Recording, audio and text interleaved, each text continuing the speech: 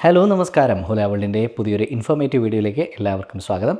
GS requirements 2026 എന്താണെന്ന് നമുക്ക് നോക്കാം. അപ്പോൾ ഈ കഴിഞ്ഞ വർഷം വന്ന കുറച്ച് അപ്ഡേറ്റ്സും ഈ ഓസ്ട്രേലിയയിലേക്ക് വർദ്ധിച്ചു വരുന്ന വിസ റിജക്ഷനും എന്നാൽ ഇന്ത്യ ലെവൽ 2 കൺട്രി ആയിട്ടും ഒക്കെ ഉണ്ട്. ഈ ഒരു സാഹചര്യത്തിലും GS ഡോക്യുമെൻറ്റ്സ് എത്ര പ്രസക്തമാണ് എന്നുള്ളത് അറിഞ്ഞിരിക്കുന്നത് ഇമ്പോർട്ടൻ്റ് ആണ്. എന്താണ് GS ഡോക്യുമെൻറ്റ്സ് എന്ന് പറഞ്ഞാൽ ജെനുവിൻ സ്റ്റുഡൻറ്റ് റിക്വയർമെൻറ്റ്.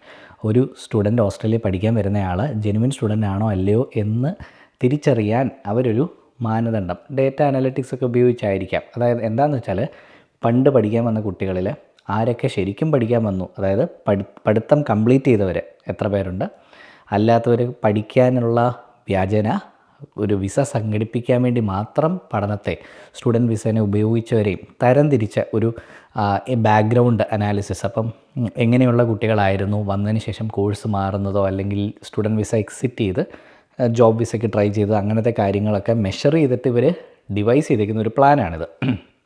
അപ്പോൾ ഇതിൽ ഇമ്പോർട്ടൻ്റ് ആയിട്ട് വരുന്ന 3 ഘടകങ്ങളുണ്ട്. നമുക്ക് ആ ഓരോ ഘടകങ്ങളും എന്തൊക്കെയാണെന്ന് നോക്കാം. ഒന്നാമത്തേത് ഫണ്ട് റിക്വയർമെൻറ്റ്. ഫണ്ട് റിക്വയർമെൻറ്റ് ഓരോ യൂണിവേഴ്സിറ്റിയും പറയുന്നതിൽ അല്പം വ്യത്യാസങ്ങളൊക്കെ ഉണ്ട്.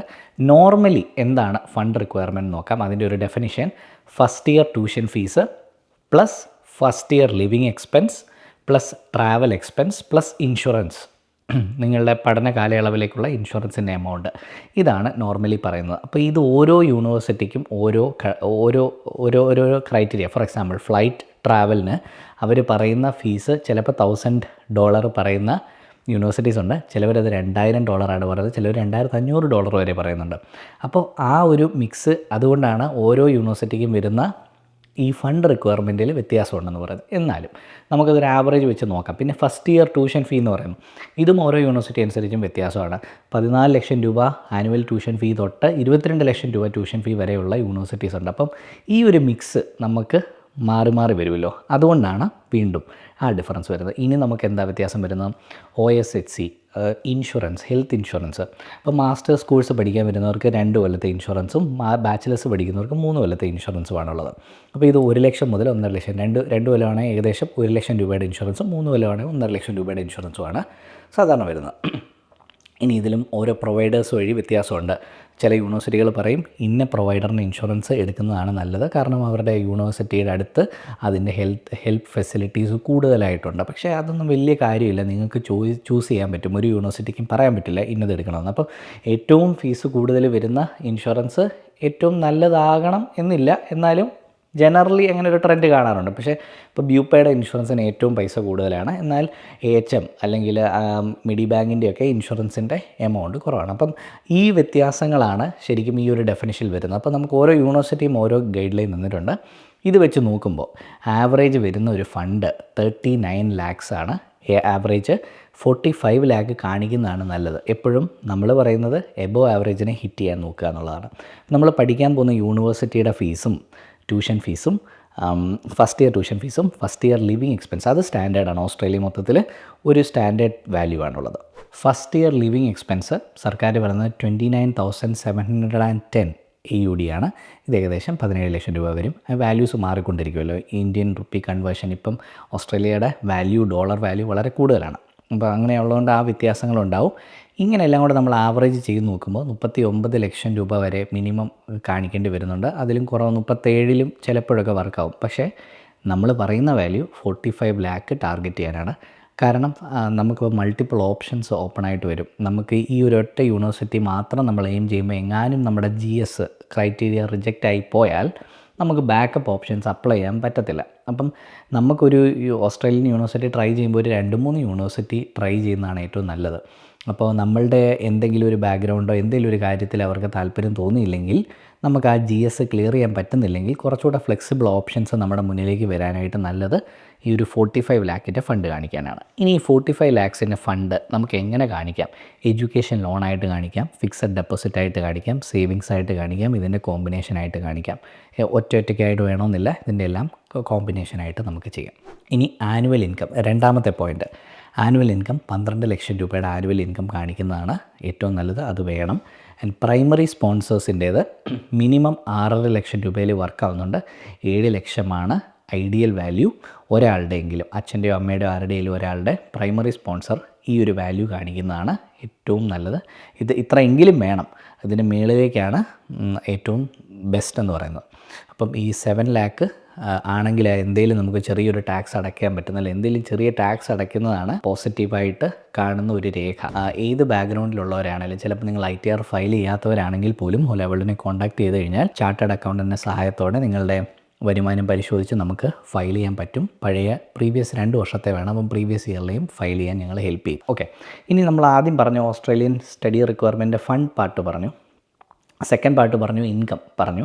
അത് 12 ലക്ഷമാണ്. 12 ലക്ഷത്തിൻ്റെ നമ്മൾ ഒരു 7 ലക്ഷമെങ്കിലും പേരൻറ്റിൻ്റെ എന്ന് പറയും. പക്ഷേ വേറെ റൂൾ കൂടെയുണ്ട്. പ്രൈമറി സ്പോൺസേഴ്സിൻ്റെ 70% വേണമെന്ന് പറയും. അത് 12 ലക്ഷത്തിൻ്റെ 70% 8.4 ലക്ഷം രൂപയാണ്. അപ്പോൾ ബാക്കിയുള്ളത് നമുക്ക് സെക്കൻഡ് ഒരു അച്ഛൻ്റെയാണ് 7 ലക്ഷം കാണിച്ചെങ്കിൽ അമ്മയുടെ ഒരു 1.4 കൂടെ കാണിക്കുന്നത് നല്ലതാണെന്ന് പറയുന്നത്. പക്ഷേ ഇതൊന്നും ഇല്ലാതെ ഇപ്പോൾ ക്ലിയർ ആവുന്നുണ്ട്. റൂൾ ഇങ്ങനെയാണെങ്കിലും 7 ലക്ഷം രൂപയുടെ അച്ഛൻ്റെ ഒരാളുടെ ഫയൽ ചെയ്ത് സെക്കൻഡറി സ്പോൺസറായിട്ട് ഒരു അങ്കിളിനെ ആഡ് ചെയ്ത അങ്കിളിൻ്റെ ഒരു വിദേശത്തുള്ള അങ്കിളോ ഏതെങ്കിലും ഗവൺമെൻറ് ജോലിയിലുള്ള അങ്കിളോ ഏതെങ്കിലും ഒരു പ്രോപ്പർ ഇൻകമുള്ള ഒരാളെയും കൂടെ ആഡ് ചെയ്താലും 7 ബാക്കി 5 കൂടെ വെച്ച് 12 ആക്കാം. ഗൾഫിലൊക്കെ ഉള്ളവർക്ക് ഒരു ബുദ്ധിമുട്ടുമില്ല. എല്ലാവർക്കും മിനിമം ഒരു 1 lakh സാലറി ഒക്കെ കാണുന്നുണ്ട്. അപ്പം നമ്മളെ കോൺടാക്ട് ചെയ്യുന്നവരൊക്കെ അപ്പം ആ 1 lakh ഒക്കെ ഉണ്ടെങ്കിൽ അപ്പം തന്നെ 12 ലക്ഷം രൂപ എന്നുള്ള ക്രൈറ്റീരിയ ആയി. ഗൾഫിലുള്ളവർ ITR ഫയൽ ചെയ്യേണ്ട ആവശ്യമില്ല. ഇന്ത്യയിലാണ് സ്പോൺസേഴ്സ് എങ്കിൽ ITR ഫയൽ ചെയ്യണം. ആരൊക്കെയാണ് സ്പോൺസേഴ്സ്? ഞാൻ എല്ലാ വീഡിയോയിലും പറയുന്നതാണ്. പ്രൈമറി സ്പോൺസേഴ്സ് ആവുന്നത് അച്ഛനും അമ്മയും ആണ്. സെക്കൻഡറി സ്പോൺസേഴ്സ് ആകാൻ പറ്റുന്നത് അങ്കിൾ, ആൻറ്റി, ഗ്രാൻഡ് പേരൻസ് ഇവരൊക്കെയാണ്. ഇനി നമ്മൾ 2 കാര്യങ്ങൾ പറഞ്ഞു. മൂന്നാമത്തേത് അക്കാഡമിക്സിനെ പറ്റിയാണ്. അക്കാഡമിക്സ് 60% കൂടുതൽ യൂണിവേഴ്സിറ്റീസും പറയുന്നത്. ഡിമാൻഡുള്ള കോഴ്സുകൾക്കൊക്കെ ആണെങ്കിൽ 70% വരെ റിക്വയർമെൻറ്റായിട്ട് വരാറുണ്ട് നേഴ്സിങ്ങിനൊക്കെ. അപ്പോൾ 60%-ൽ ഒരുപാട് ആപ്ലിക്കേഷൻസ് കിട്ടും. ഇനി അതിലും മിനിമം നമ്മൾ ചെയ്തിട്ടുള്ള റെക്കോർഡ് 48% നമുക്ക് എടുത്തിട്ടുണ്ട്. നമുക്ക് സ്റ്റുഡൻസിന് അഡ്മിഷൻ എടുത്ത് കൊടുക്കാൻ പറ്റിയിട്ടുണ്ട്. പക്ഷേ അപ്പോൾ ആ കുട്ടിയുടെ ഫിനാൻഷ്യൽ കണ്ടീഷനൊക്കെ സ്ട്രോങ് ആണെന്ന് നമുക്ക് കാണിക്കാൻ പറ്റണം. മസ്റ്റായിട്ടെല്ലാം മീറ്റ് ചെയ്യണം. പിന്നെ ആ കുട്ടി ജെന്യുവിനായിട്ട് പഠിക്കാൻ ഇൻട്രസ്റ്റഡ് ആണ് എന്നുള്ളത് നമ്മുടെ SOPയിൽ നമുക്ക് നന്നായി എഴുതി വെക്കുകയും വേണം. അപ്പോൾ അങ്ങനെ നമുക്ക് അഡ്മിഷൻ എടുത്തു കൊടുക്കാൻ പറ്റും. പക്ഷേ ഞാൻ പ്രിഫറബിളി പറയുന്നത് ഓസ്ട്രേലിയ പോലെയുള്ള രാജ്യത്ത് നിങ്ങൾക്ക് രക്ഷപ്പെടാനും സർവൈവ് ചെയ്യാനും ഒക്കെ ഒരല്പം പഠിക്കാനുള്ള കഴിവുള്ളവർ വന്നിട്ടേ കാര്യമുള്ളൂ. കാരണം പഠിച്ചു കഴിഞ്ഞാൽ നമുക്ക് സ്റ്റേ ബാക്ക് പീരീഡിൽ ഒരു ജോലി പഠിച്ച ഫീൽഡിൽ തന്നെ കിട്ടിയാലേ നിങ്ങൾക്ക് പെർമനൻറ്റ് റെസിഡൻസിയിലേക്ക് ലീഡ് ചെയ്യാൻ പറ്റത്തുള്ളൂ. പക്ഷേ അതല്ല, ഒരു ഇൻ്റർനാഷണൽ എക്സ്പോഷർ മതി നിങ്ങൾക്ക് തിരിച്ചു പോരാനായിട്ടാണ് പഠിച്ചു കഴിഞ്ഞിട്ട് എന്നുള്ളവർക്ക് ഒരു കുഴപ്പമില്ല. നമുക്ക് ഓസ്ട്രേലിയ വന്ന് പഠിക്കാം. World renowned എഡ്യൂക്കേഷനാണ്. ഒത്തിരി വലിയ സയൻറ്റിസ്റ്റുകളെയും വലിയ പ്രൊഫഷണൽസിനെയൊക്കെ പ്രൊഡ്യൂസ് ചെയ്തിട്ടുള്ള യൂണിവേഴ്സിറ്റീസാണ് ഓസ്ട്രേലിയ. അപ്പോൾ ഇവിടെ വന്ന് പഠിക്കാൻ നല്ലതാണ്. IIT-യേക്കാളും റാങ്കിങ്ങുള്ള ഇഷ്ടംപോലെ യൂണിവേഴ്സിറ്റീസാണ്. അപ്പം അങ്ങനെ വേണ്ടവർക്ക് അങ്ങനെയും ചെയ്യാം. അപ്പോൾ ഞാൻ പറഞ്ഞ ഈ 3 ക്രൈറ്റീരിയ. ഇനി ബാക്ക്ലോഗ്സിനെ പറ്റി ചോദിക്കുന്നുണ്ട്. അത് അക്കാഡമിക്സിനകത്ത് കവർ ചെയ്യേണ്ട ഒരു ഇമ്പോർട്ടൻറ്റ് സബ്ജക്റ്റാണ്. അപ്പോൾ 12 ബാക്ക്ലോഗ്സ്, 8 ആണ് ഒരു സ്റ്റാൻഡേർഡ്. 8-ന് മുകളിൽ പല യൂണിവേഴ്സിറ്റികളും അതിൽ അടച്ചു തുടങ്ങും. 8, 12 പിന്നെ ഒരു ക്രൈറ്റീരിയയാണ്. കുറേ യൂണിവേഴ്സിറ്റീസ് 12 വരെ അക്സെപ്റ്റ് ചെയ്യുന്നവരെയും മാക്സിമം 20 വരെയൊക്കെ അക്സെപ്റ്റ് ചെയ്യുന്നവരുണ്ട്. ഇപ്പോൾ 8, 12, 20. അപ്പം ഈ പറഞ്ഞ വാല്യൂ റേഞ്ചസ് അനുസരിച്ച് ഓരോ യൂണിവേഴ്സിറ്റികളുടെ കഥക് അടയ്ക്കപ്പെടും. മനസ്സിലായോ? 8-ന് മുകളിലേക്ക് കൂടുമ്പോൾ ഓപ്ഷൻസ് കുറയും. നിങ്ങൾക്ക് 12-ന് മുകളിലേക്ക് പോകുമ്പോൾ പിന്നെയും ഓപ്ഷൻസ് കുറയും. അപ്പോൾ അങ്ങനെ വേരിയസ് യൂണിവേഴ്സിറ്റീസിൻ്റെ ലിസ്റ്റിങ്ങും നമുക്കറിയാം. നിങ്ങളുടെ ബാക്ക്ലോഗ്സ് ഒക്കെ അറിഞ്ഞപ്പോൾ വെറുതെ നിങ്ങൾ 2-3 ആപ്ലിക്കേഷൻ ഇടേണ്ട ആവശ്യമില്ല. ഹോലവേൾഡിനെ പോലെയുള്ളൊരു ഏജൻസിയുടെ അടുത്ത് വന്നു കഴിഞ്ഞാൽ ഞങ്ങൾക്കറിയാം. ഞങ്ങൾ രാവിലെയും വൈകിട്ടും എല്ലാം ഇത് തന്നെയല്ലേ ചെയ്യുന്നത്. അപ്പം നമുക്കറിയാം നിങ്ങളുടെ പ്രൊഫൈൽ കാണുമ്പോൾ എവിടെയൊക്കെ GS ക്ലിയർ ആവും എന്നുള്ളത്. അപ്പം അതാണൊന്ന്. പിന്നെ 2, നിങ്ങൾക്ക് ഇത്ര ശതമാനം സ്കോളർഷിപ്പ് കിട്ടുന്നുണ്ട് എന്ന് പറഞ്ഞ് കൺഫ്യൂസ്ഡ് ആവുന്നവർക്ക് വേണ്ടി ഫീസ് കൂട്ടിയിട്ടിട്ട് സ്കോളർഷിപ്പ് കൂടുതൽ തരുന്നതിൽ അർത്ഥമില്ല. അപ്പോൾ നമ്മുടെ ഹോലവേൾഡിൻ്റെ വെബ്സൈറ്റിൽ സെർച്ച് ചെയ്ത് കഴിഞ്ഞാൽ നിങ്ങൾക്ക് കണ്ടുപിടിക്കാം റാങ്കിങ്ങിന് എഗെയിൻസ്റ്റ് ആയിട്ട് ഫീസ് എത്ര വരുന്നുണ്ടെന്ന്. അപ്പോൾ ഈ റാങ്കിങ് ഒരു പർട്ടിക്കുലർ മേഖല നിങ്ങൾ ഡേറ്റ അടിച്ചു കഴിഞ്ഞാൽ യൂണിവേഴ്സിറ്റീസ് പ്രോഗ്രാം ഓഫർ ചെയ്യുന്ന എല്ലാം ലിസ്റ്റായി വരും. ഇതിൻ്റെ റാങ്കിങ് QS റാങ്കിങ് കാണാം. സൈഡിൽ പെർസെൻറ്റേജ് ഓഫ് സ്കോളർഷിപ്പ് കാണാം, ടോട്ടൽ ഫീസ് കാണാം. ഈ സ്കോളർഷിപ്പ് ഡിപ്പെൻഡ് ചെയ്തിരിക്കുന്നത് നിങ്ങളുടെ ലേറ്റസ്റ്റ് ക്വാളിഫിക്കേഷന് മാർക്ക് വെച്ചിട്ടാണ്. അപ്പോൾ ആ വാല്യൂ എൻ്റർ ചെയ്യുമ്പോൾ അതിനനുസരിച്ച് നിങ്ങൾക്ക് എത്ര സ്കോളർഷിപ്പ് കിട്ടും എന്ന് നമ്മളുടെ വെബ്സൈറ്റ് നിങ്ങൾക്ക് കാണിച്ചു തരും. അത് ഭയങ്കര ഹെൽപ്ഫുൾ ആയിട്ടുള്ള ടൂളാണ്. അത് നന്നായിട്ട് യൂസ് ചെയ്തിട്ട് ഈ റാങ്കിങ്ങും ഫീസ് ആഫ്റ്റർ സ്കോളർഷിപ്പും കൂടെ കമ്പയർ ചെയ്തിട്ട് നല്ല ഒരു ഡിസിഷൻ എടുക്കാൻ നിങ്ങളെ ഹെൽപ്പ് ചെയ്യും. ഹോലവേൾഡിനെ കൗൺസിലേഴ്സിനെ കോൺടാക്ട് ചെയ്ത് കഴിഞ്ഞാൽ തീർച്ചയായും അവർക്കും നിങ്ങളെ ഹെൽപ്പ് ചെയ്യാൻ സാധിക്കും. കാരണം അവർക്ക് നിങ്ങളെക്കാളും കൂടുതൽ പവറുണ്ട്. ഇത് നമുക്ക് ഒരു തവണയെ ഡൗൺലോഡ് ചെയ്യാൻ പറ്റത്തുള്ളൂ. An outside student. പക്ഷേ ഹോല വേൾഡിലേക്ക് വന്നു കഴിഞ്ഞാൽ ഞങ്ങൾക്ക് മൾട്ടിപ്പിൾ ടൈംസ് ഡൗൺലോഡ് ചെയ്യാം. അപ്പോൾ നമുക്ക് അങ്ങനെ ചെയ്ത് നിങ്ങൾക്ക് വേണ്ട കറക്റ്റ് പ്രോഗ്രാമിലേക്ക് നിങ്ങളെ എത്തിക്കാൻ പറ്റും. അപ്പോൾ വാല്യൂ ഫോർ മണി അങ്ങനെ നോക്കി തന്നെ എടുക്കണം. വെറുതെ കാർഡടച്ച് എടുക്കരുത്. എപ്പോഴും യൂണിവേഴ്സിറ്റിയുടെ റാങ്കിങ് ഒരു നല്ല ഇൻഡിക്കേറ്ററാണ്. ബെറ്റർ റാങ്കിങ് ആണെങ്കിൽ ബെറ്റർ എഡ്യൂക്കേഷൻ ആണ് എന്ന് തന്നെയാണ്. കാരണം നമ്മളാരും അല്ല ജഡ്ജ് ചെയ്യാനായിട്ട്. അപ്പോൾ അത് പഠിക്കാനായിട്ട് തന്നെ വലിയ ടീംസ് ഉണ്ട്. അവരിരുന്ന് പഠിച്ചിട്ടാണ് ഈ റാങ്കിങ് ഇടുന്നത്. ഒബ്വിയസ്ലി അതിലും ഇൻഫ്ലുവൻസ് ഒക്കെ ഉണ്ടാവാം. എന്നിരുന്നാലും ഒരു പരിധി വരെ ഏതെങ്കിലും ഒരു ഏജൻസി പറയുന്നത് കേട്ട് നിങ്ങൾ ഈ യൂണിവേഴ്സിറ്റിയാണ് നല്ലത് എന്ന് തീരുമാനിക്കുന്നതിനേക്കാളും QS റാങ്കിങ് ഒരു നല്ല മെത്തഡോളജിയാണ്. ഞാൻ കണ്ടിടത്തോളം വെച്ച് കുറച്ചെങ്കിലും നമുക്ക് വിശ്വസിക്കാം. ഏറ്റവും നന്നായി വിശ്വസിക്കാവുന്നത് ശരിക്കും QS ആണ്. ഏജൻസികൾ പലരും അവർക്ക് ടൈപ്പുള്ള യൂണിവേഴ്സിറ്റികളെ പ്രൊമോട്ട് ചെയ്യാൻ മാത്രമേ ശ്രമിക്കാറുള്ളൂ. അപ്പോൾ നിങ്ങൾ അങ്ങനെയല്ല കൺഫ്യൂസ്ഡ് ആവരുത്. നമ്മൾ ഈ ടൂൾ ഉണ്ടാക്കിയിരിക്കുന്നത് തീർച്ചയായും നിങ്ങളുടെ ബുദ്ധി ഉപയോഗിച്ച് നല്ല ഒരു ഡിസിഷൻ എടുക്കാൻ വേണ്ടിയാണ്. പിന്നെ ഒരു ഇമ്പോർട്ടൻ്റ് കാര്യം, ഫെബ്രുവരി ഇൻടേക്ക് ഇനി അടുക്കുകയാണ് 2027.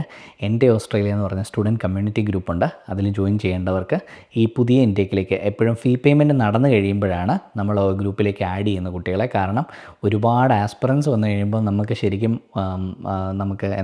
ശരിക്കും സെർവ് ചെയ്യാൻ പാട് വരുന്നതുകൊണ്ട് ഒരു സ്റ്റുഡൻറ്റ് ഫീ പേയ്മെൻറ്റ് കഴിഞ്ഞ് കഴിഞ്ഞാൽ ഈ ഗ്രൂപ്പിലേക്ക് അക്സെപ്റ്റ് ചെയ്യാൻ പറ്റും. അപ്പോൾ എൻ്റെ ഓസ്ട്രേലിയയുടെ ലിങ്ക് നമ്മുടെ വീഡിയോയുടെ ഡിസ്ക്രിപ്ഷനിൽ ആഡ് ചെയ്യാം. അത് നോക്കുക. വെബ്സൈറ്റിൻ്റെ ലിങ്കും ഡിസ്ക്രിപ്ഷനിൽ ആഡ് ചെയ്യാം. ഒരു ഇമ്പോർട്ടൻറ്റ് പോയിൻ്റ് പറയാനുണ്ട്. നമ്മുടെ ബാക്ക്ലോഗ്സിൻ്റെ കാര്യം പറഞ്ഞു. GS ഡോക്യുമെൻറ്റേഷൻ അല്പം ശ്രദ്ധിച്ച് വെക്കേണ്ട ഒരു കാര്യമാണെന്ന് പറഞ്ഞു.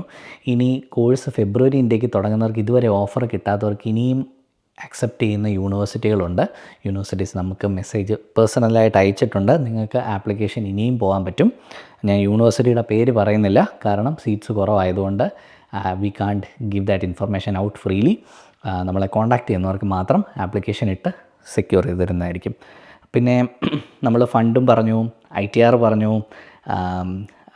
ബാക്ക്ലോഗ്സിൻ്റെ കാര്യം പറഞ്ഞു, മിനിമം പെർസെൻറ്റേജ് ഓഫ് മാർക്സും പറഞ്ഞു. ഇനി നിങ്ങൾ നഴ്സിംഗ് പോലെയുള്ള പ്രോഗ്രാമിന് വേണ്ടി ട്രൈ ചെയ്തിട്ട് അല്ലെങ്കിൽ സോഷ്യൽ വർക്ക് ട്രൈ ചെയ്തിട്ട് വേണ്ട സ്കോർ ലഭിക്കാത്തവർ എന്ത് ചെയ്യണമെന്ന് ചോദിച്ചു കഴിഞ്ഞാൽ, നിങ്ങൾ ഒരു പ്രോഗ്രാം പഠിക്കാനായിട്ട് ഓസ്ട്രേലിയ കയറി വന്നിട്ട് നിങ്ങൾക്ക് അത് ഈ ഇംഗ്ലീഷ് റിക്വയർമെൻറ്റ് മീറ്റ് ചെയ്യാതെ തന്നെ MSWയിലേക്ക് മാറാനായിട്ട് ഓപ്ഷനുണ്ട്. MSW നഴ്സിംഗ് പോലെ തന്നെ PR ഫ്രണ്ട്ലി ആയിട്ടുള്ളൊരു പ്രോഗ്രാമാണ് MSW എന്ന് പറഞ്ഞാൽ മാസ്റ്റർ ഓഫ് സോഷ്യൽ വർക്ക്. അപ്പോൾ അങ്ങനെ പ്രൊവൈഡ് ചെയ്യുന്ന യൂണിവേഴ്സിറ്റീസും ഉണ്ട്. അപ്പോൾ ഇംഗ്ലീഷിൻ്റെ സ്കോർ നിങ്ങൾക്ക് ആ 7 ബാൻഡ് മീറ്റ് ചെയ്യാതെ തന്നെ MSWയിലേക്ക് കയറാനുള്ള മാർഗ്ഗമുണ്ട്. പഠിക്കാൻ വന്ന 6 മാസത്തിന് ശേഷം ഇങ്ങനൊരു ചേഞ്ച് ചെയ്യാനുള്ള ഒരു ഓപ്പർച്യൂണിറ്റി ഉണ്ട്. അപ്പോൾ ആരും സമയം കളയാതെ ഓസ്ട്രേലിയ ആസ്പിറൻസിനൊക്കെ ആപ്ലിക്കേഷൻ കൊടുക്കേണ്ട സമയമാണ്.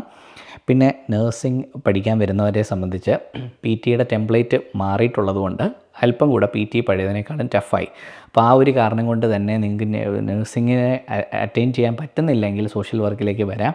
അപ്പോൾ അതിനു വേണ്ടിയും കോൺടാക്റ്റ് ചെയ്യാം. ഇവിടെ ഒരു കോഴ്സ് പഠിക്കാൻ വന്നതിന് ശേഷം നമുക്ക് ജമ്പ് ചെയ്യാനുള്ളൊരു ഓപ്പർച്യൂണിറ്റി ഉണ്ട്.